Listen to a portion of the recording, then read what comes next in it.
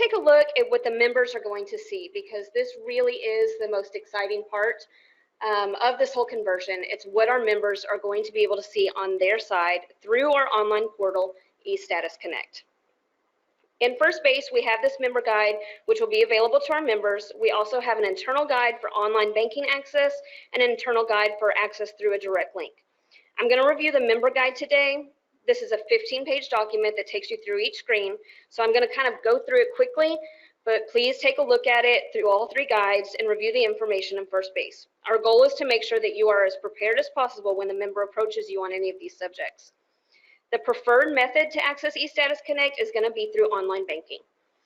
Once you log in, you'll click on the mortgage loan tile and be directed right to eStatus Connect. The first time that the member does access eStatus Connect, they will need to agree to the click wrap agreement. And then they'll be directed right to the welcome screen. So here's the payment information page. This page consists of the loan details, the current payment breakdown, and important date. For the payment information page, if they would like to look at their future information, they can click here on this link and view future property taxes, homeowners insurance changes, and if a current analysis has not been completed, the member will be directed to a screenshot of this. No future information available. On our loan balances page, it'll display the member's current principal balance, escrow balance, any unpaid late charges, and members are able to view the totals of their principal, interest, escrows, late fees, and paid year to date. All this information will be listed here. They can also click here to see the previous year in totals. This will not be available to our members until possibly 2020, just because we are doing a conversion mid-year. The account notes page.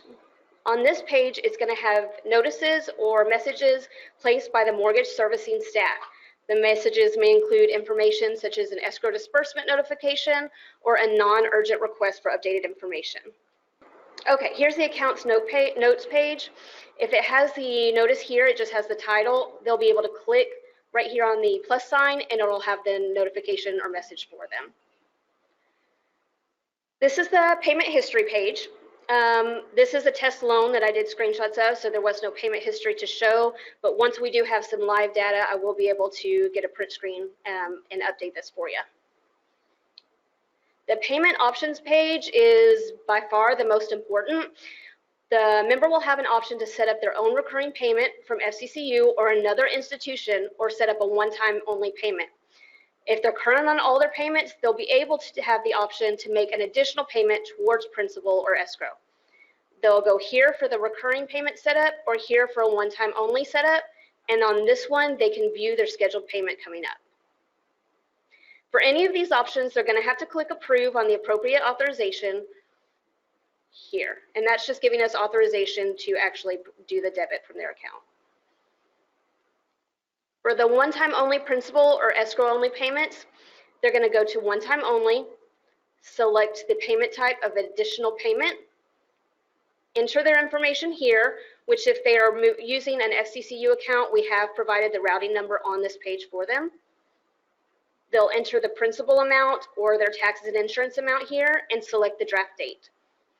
This information will save for them, so if they do a one-time payment and come back the following month, it will still have their information in here, so they will not have to re-enter it unless they're using a different account to pay from.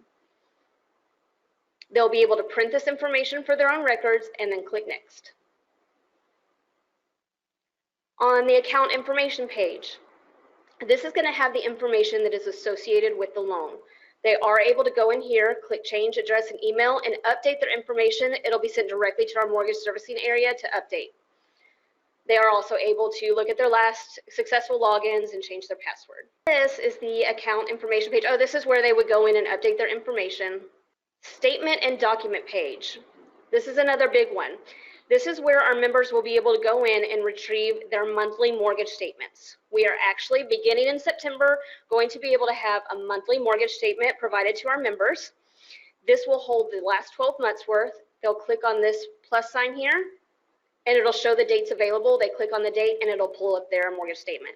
We will also have the escrow analysis, 1098s, other tax documents here for their retrieval.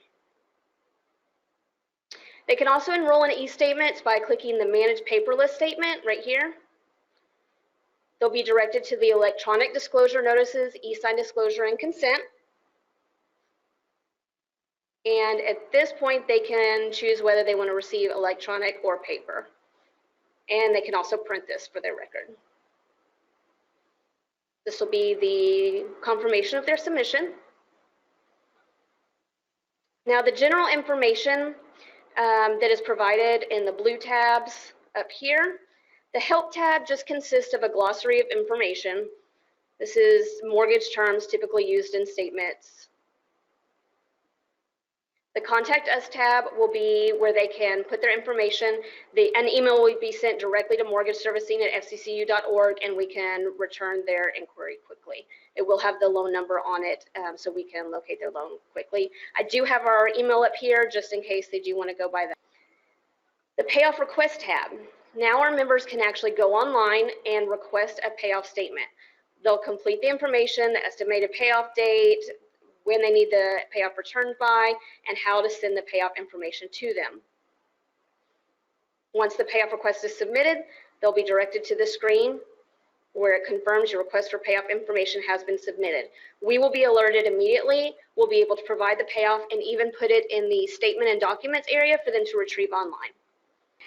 There is a $25 fee for a payoff request, which it does disclose right here.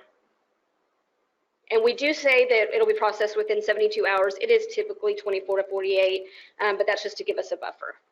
We also have in here that they can go and access more in-depth videos and additional information at fccu.org/mortgage-help.